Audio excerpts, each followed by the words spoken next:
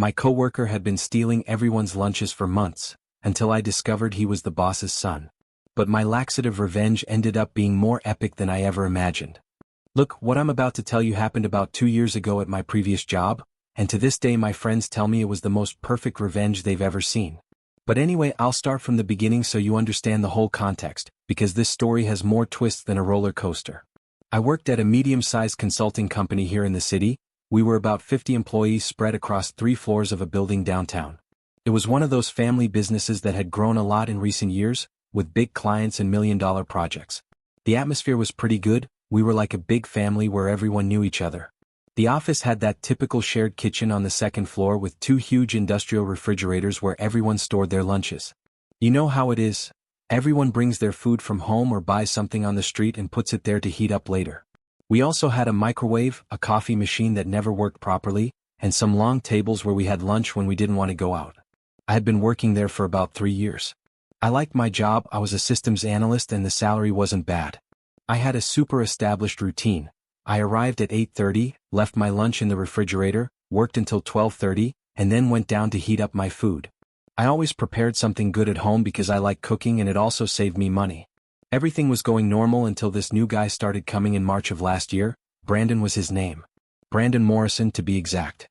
At first he seemed like a good guy, always greeted everyone with that perfect smile, polite, well-dressed. He was probably about 25 years old, tall, perfectly styled hair, always wearing expensive shirts and shiny shoes. He had that rich kid air that you recognize from afar, but that doesn't bother you so much at first because he seems to come with good intentions. They had hired him for the commercial area. Supposedly he had experience in sales and had studied at a super expensive private university. His desk was diagonally across from mine, so I saw him all day. At first I thought it was weird that someone so young had such a high position so quickly, but I figured maybe he had good connections or was really talented. The first few days Brandon seemed to be adapting well. He arrived on time, stayed late, seemed hardworking. Several coworkers commented that he was pleasant and had good ideas. Patricia from Human Resources even said it had been the best interview she had done in months. The problem started about 2 weeks after he arrived, but it was so subtle at first that nobody paid much attention. Suddenly people started complaining that their food was disappearing from the refrigerator. At first we thought they were typical office confusions, that someone had taken the wrong container by mistake or maybe the cleaning lady had thrown away something she thought was expired. Carol, who worked in accounting and was super organized with everything, was the first to make a real scene.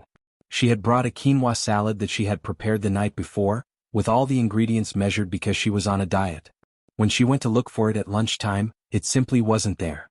She checked the entire refrigerator, asked the cleaning lady, even checked the trash thinking maybe it had fallen. Nothing. Then it was Mike from Systems, a super calm guy who never complained about anything. His wife had sent him leftover stew she had made over the weekend, and he was super excited because that stew was legendary in his house. But when he went to look for it, he only found the empty container in the sink, as if someone had eaten it and had the nerve to wash the dish. It happened to me for the first time around the 3rd week. I had prepared some turkey tacos with avocado that had turned out spectacular, and I was thinking about eating them all day. But when I went to the refrigerator, they weren't anywhere. I searched in all the compartments, asked my closest coworkers, but nobody knew anything.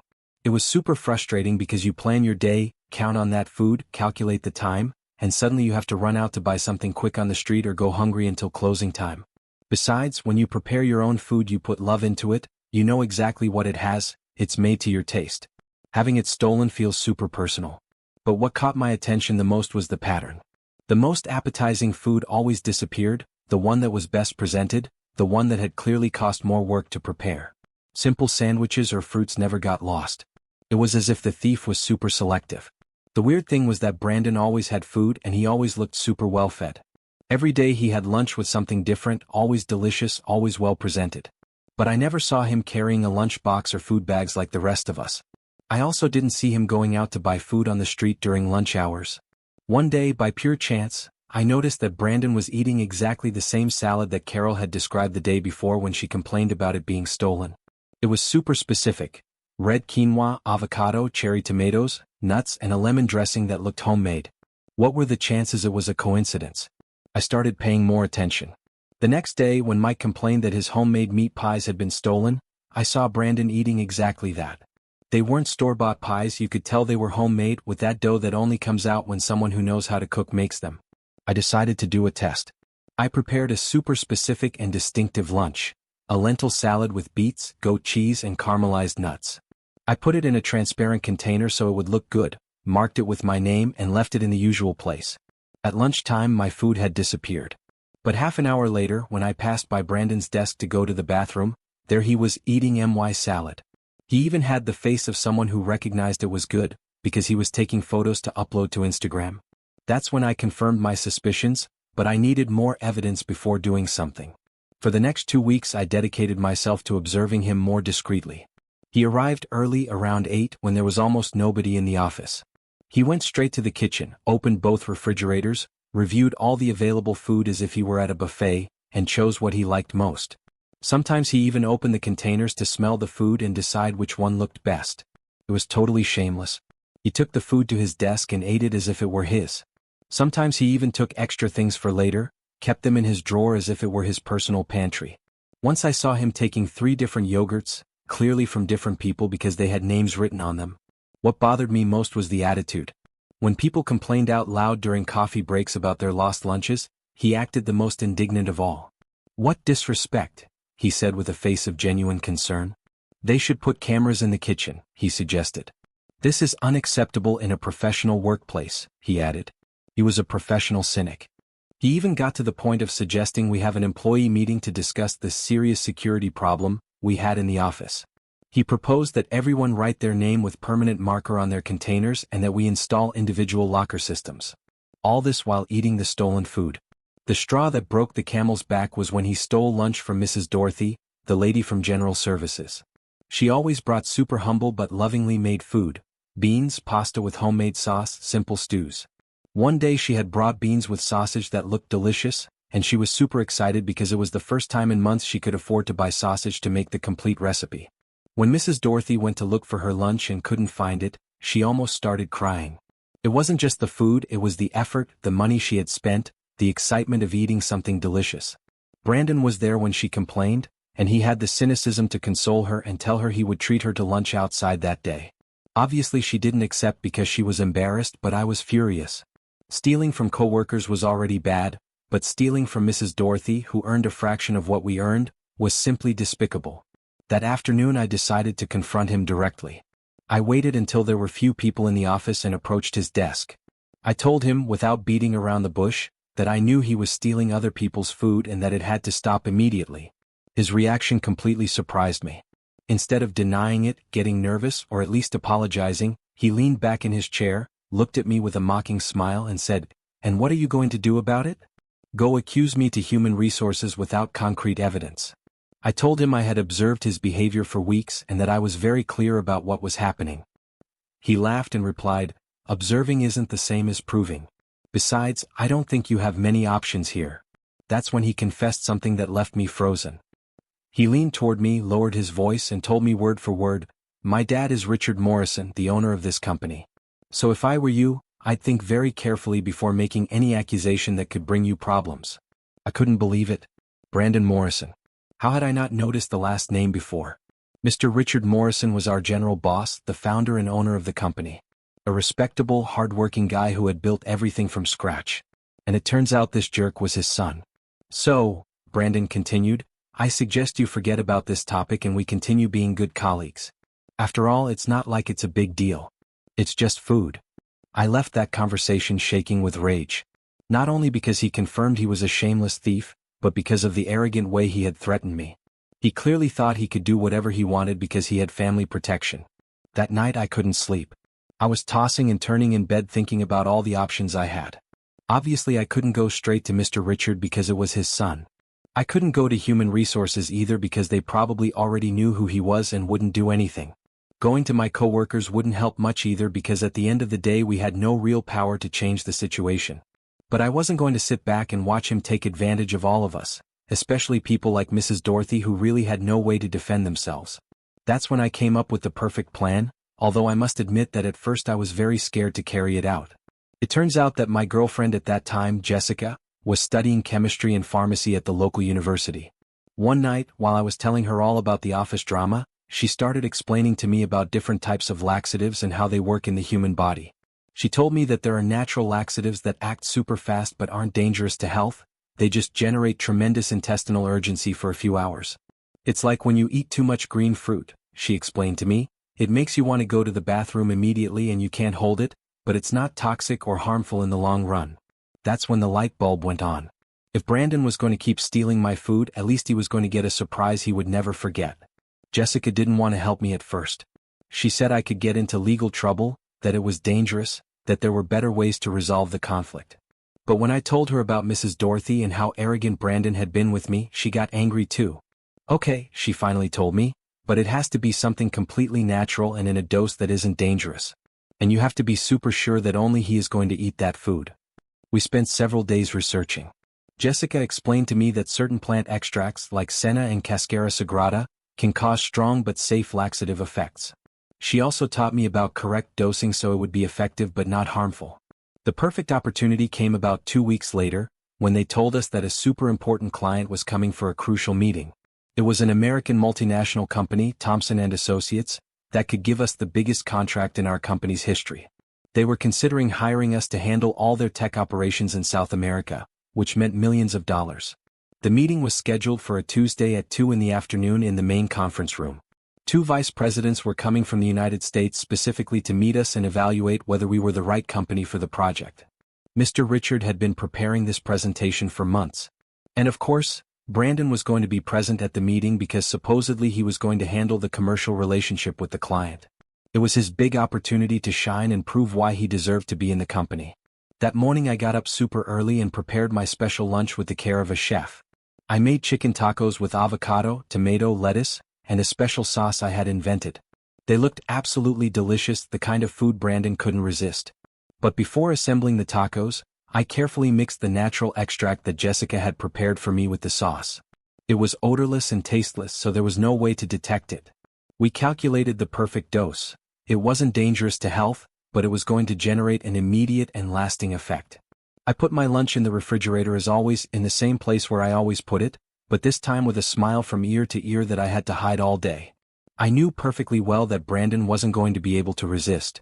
The tacos looked too appetizing, they were perfectly presented, and it was exactly the type of food he always chose.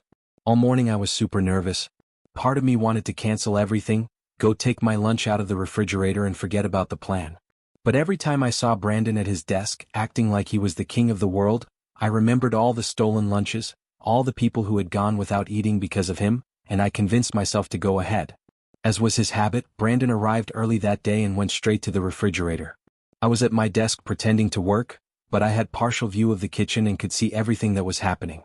I saw him open the refrigerator, check all the available options as always, and then take exactly my lunch. He took it to his desk, opened it, and even smelled it before starting to eat. He ate everything. It even made me laugh to see how he licked his lips after each bite. The jerk didn't even try to hide it or eat in private. There he was, at his desk, eating my stolen lunch as if it were the most normal thing in the world. Meanwhile, I went to buy a sandwich on the corner to have something to eat for lunch.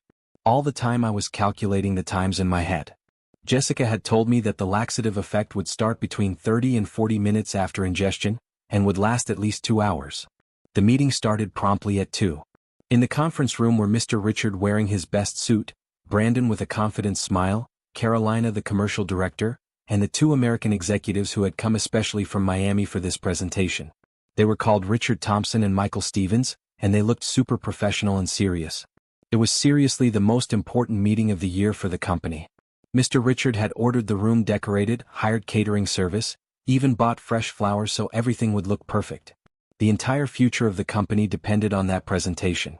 The first 20 minutes went normally. Mr. Richard was presenting the company's history, our success cases, our certifications. The Americans seemed interested, took notes, asked intelligent questions. Brandon participated actively, giving data about the local market and translating some things the clients didn't completely understand. But when exactly 35 minutes had passed since Brandon had eaten my lunch, I started to notice that something was changing. At first it was super subtle. Brandon started moving a little uncomfortable in his chair, discreetly touched his stomach, changed position every few minutes. At first I thought it was normal nerves from an important meeting, but then I realized the movement was becoming more and more frequent. At 40 minutes, it was obvious something was wrong with him. He looked pale, had small drops of sweat on his forehead despite the air conditioning in the room. He kept trying to maintain composure and participate in the conversation, but you could tell it was hard for him to concentrate. The American started to notice something wasn't right. Richard Thompson asked if he felt okay if he needed a glass of water. Brandon tried to downplay it, said he had probably had too much coffee for breakfast, but he clearly looked uncomfortable. Mr. Richard also noticed his son wasn't well, but tried to continue with the presentation without making much of a scene. He was at the most important part, explaining how we were going to implement the project and didn't want to lose momentum. And then, at exactly 45 minutes, the inevitable happened. Brandon suddenly stood up from the meeting table, with a face of total panic and said, "Excuse me, I have to go to the bathroom urgently." But instead of walking normally, he practically ran out of the room. The problem is he didn't make it.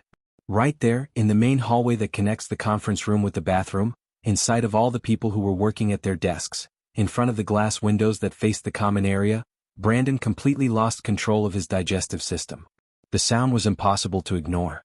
It was like an explosion followed by more explosions. Everyone in the office turned to see what had happened.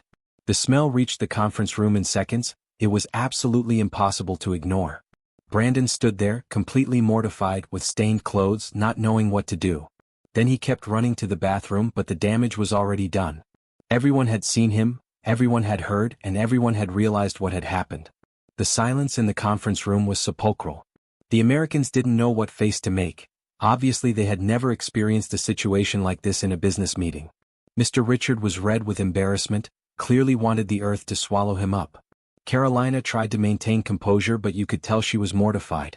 Richard Thompson was the first to speak. "Well, maybe we should take a recess?" Michael Stevens added, "Yes, I think that would be best. We can continue this another time when your colleague feels better." The meeting was suspended immediately. The Americans said they were going to return to their hotel and would communicate to reschedule, but you could tell from their faces they were super uncomfortable and probably didn't want to come back. They left quickly, trying to be polite but clearly wanting to get out of there as soon as possible. Meanwhile, Mr. Richard was trying to process what had just happened, and the rest of the office was in complete shock. Brandon stayed locked in the bathroom for a full hour. When he finally came out, he looked terrible. Pale, sweaty, with changed clothes but still smelling bad. He had clearly tried to clean himself up as best as possible, but there's no way to completely recover from something like that. Mr. Richard was waiting for him in his office, and you could tell he was furious. Not only because of the personal embarrassment, but because they had just lost the most important contract in the company's history because of what had happened. That's when Brandon made the biggest mistake of his life. Instead of staying quiet, taking responsibility, or at least trying to explain that he had suddenly felt sick, the idiot decided to look for someone to blame. And that someone was going to be me. They called me to Mr. Richard's office half an hour later. Brandon was there, still looking sick but with a face of determination that I didn't like at all. Mr. Richard looked tired, frustrated, and clearly didn't know how to handle the situation. "Brandon has told me something very serious about you," Mr. Richard told me without preamble. "He says you two have had some conflicts lately and that it's possible you put something in his food." I couldn't believe it. Was he really going to accuse me directly, without evidence, in front of his dad? Brandon looked at me with a combination of rage and superiority I'll never forget. "He's been acting weird with me for weeks," he told his dad. "He always looks at me badly, makes sarcastic comments, and today in the morning I saw him watching when I was having lunch. I'm sure he put something in the food. What's more," he continued, "I've noticed that he always brings very elaborate lunches, and just today he brought some tacos that look different from what he normally eats. I think he prepared them especially for me to eat them, knowing that..." Wait, had he just confessed that he was eating my lunch? Mr. Richard stayed quiet for a very long moment, processing what his son had just said. Then he asked him, with a very calm but dangerous voice, "Brandon, are you telling me that you knew you were going to eat your coworker's lunch?" Brandon immediately realized his mistake. His face changed completely, he turned pale again and started stuttering, trying to explain what he had meant to say. No, that's not what I meant," he stammered. "I thought that. I mean, sometimes there's extra food in the kitchen, food that the company puts for everyone, and I thought that..." But Mr. Richard wasn't stupid. He had built a successful company from scratch, and hadn't gotten there by believing obvious lies. "Are you telling me," Mr. Richard insisted, "that you regularly eat food that isn't yours, thinking the company provides it?" "Well, it's not that regularly." Brandon kept digging his own grave. "Sometimes, when there are loose things in the refrigerator." Loose things? Mr. Richard was getting more and more serious. Things with names written on them? Things in personal containers? At that moment I realized Mr. Richard already knew something. Maybe he had received complaints before, maybe he had noticed weird things, maybe simply his businessman instinct told him something didn't add up. He asked me directly, "Is it true that Brandon has been eating your lunch?" I decided to be completely honest. I told him yes, not only mine but several coworkers for months. I told him everything I had observed, how I had tried to talk to Brandon about it, and how he had threatened me with using his family position to avoid consequences.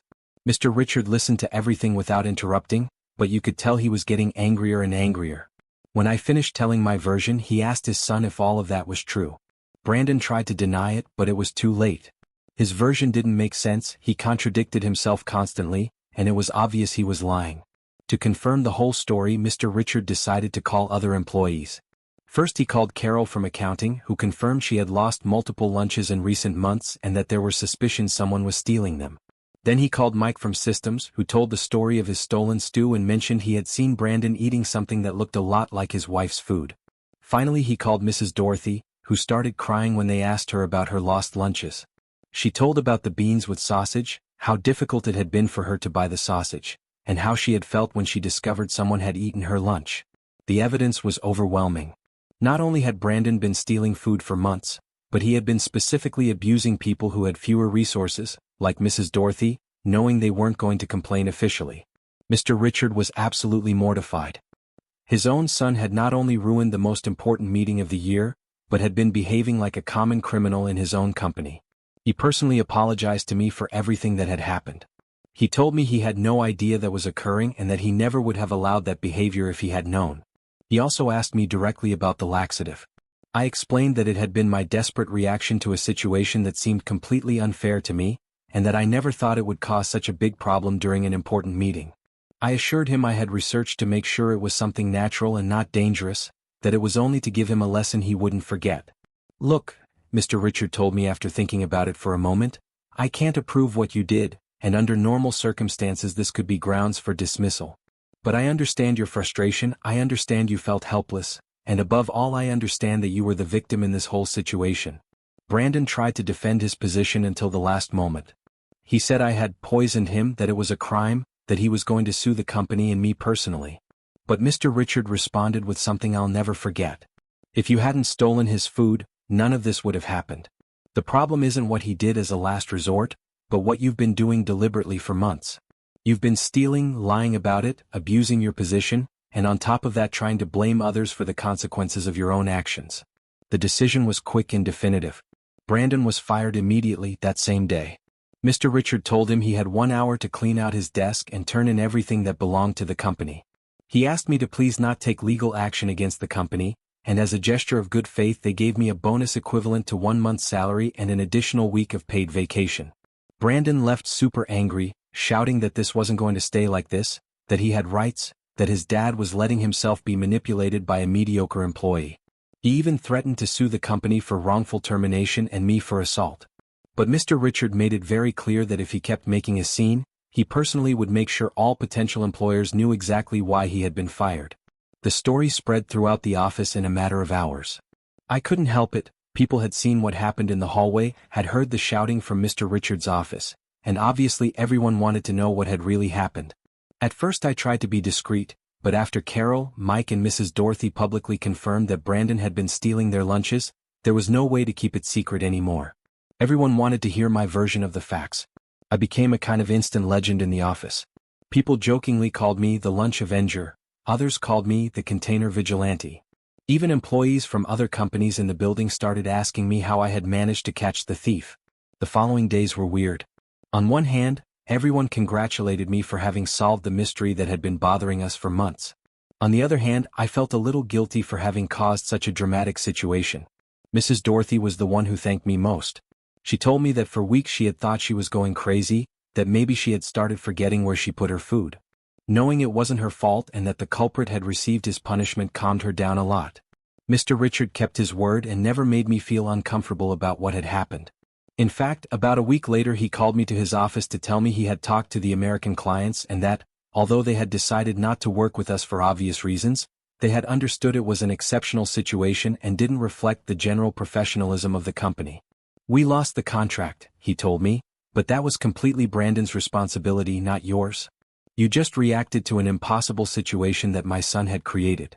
However, the consequences of the lost contract were serious for the company. It was so much money that they had to cancel some expansion projects they had planned, and there were even rumors they were going to have to lay off people. Fortunately, that didn't happen, but the economic impact was felt for several months. About a month later, I found out from Carolina in Human Resources that Mr. Richard had had to invest a lot of time and money in repairing relationships with other potential clients, because the story had spread in the business world. Apparently, some executives had heard exaggerated versions of what happened and had doubts about our company's seriousness. Brandon, for his part, tried to get revenge in several ways. First, he tried to get me fired by creating fake social media accounts to leave negative reviews about the company, specifically mentioning me as a dangerous employee. But Mr. Richard discovered it was him and threatened to sue him for defamation. Then he tried to get work at competing companies and tell them a distorted version of the story, trying to make his own dad and me look bad. But the business world in the city is small, and Mr. Richard had a much better reputation than his son. Most people didn't believe his version. Finally, about 3 months later, I found out that Brandon had gotten a job at his cousin's company in another city. Apparently, Mr. Richard had had to personally call his brother-in-law to explain the situation and ask him to give his son a chance, with the condition that he keep him under strict supervision. I worked at that company about 8 more months after the incident. The atmosphere improved dramatically without Brandon. Nobody lost their food anymore, obviously, but it also felt much more relaxed and collaborative in general. It was as if his presence had been creating a tension that none of us had fully recognized until he was gone. Mr. Richard was always super professional with me after what happened. There was never tension, he never made me feel guilty, and he even personally recommended me when I decided to look for new job opportunities. He told me he had learned a lot about the importance of maintaining a fair work environment and that he regretted not detecting the problem sooner. In the end, I left that company for a better offer at a multinational, but I maintained good relationships with many of my former coworkers. From time to time we get together for lunch or drinks, and invariably the topic of the great laxative revenge comes up. The story has become like an urban legend in our professional circle. I've heard super exaggerated versions where they say Brandon ended up in the hospital, or that the American clients fainted from the smell, or that Mr. Richard gave me an immediate promotion for having solved the problem. None of that is true, but it's fun to see how people keep adding dramatic details every time they tell it. Was what I did right? To this day I'm not completely sure. Part of me thinks I went too far, that I could have found a more mature way to solve the problem. Maybe I could have insisted more with Mr. Richard from the beginning, or organized all those affected to make a formal complaint. But another part of me thinks Brandon had it completely coming. He had been abusing his position for months, specifically stealing from people he knew couldn't defend themselves, and when I confronted him directly he threatened me and mocked me. He showed no remorse and clearly thought he could keep doing whatever he wanted without consequences. What I did learn is that sometimes justice comes in completely unexpected ways. Brandon thought he could do whatever he wanted because he had family protection, but in the end that same protection didn't save him when his own behavior gave him away. I also learned that actions always have consequences, even if we don't know when they're going to come.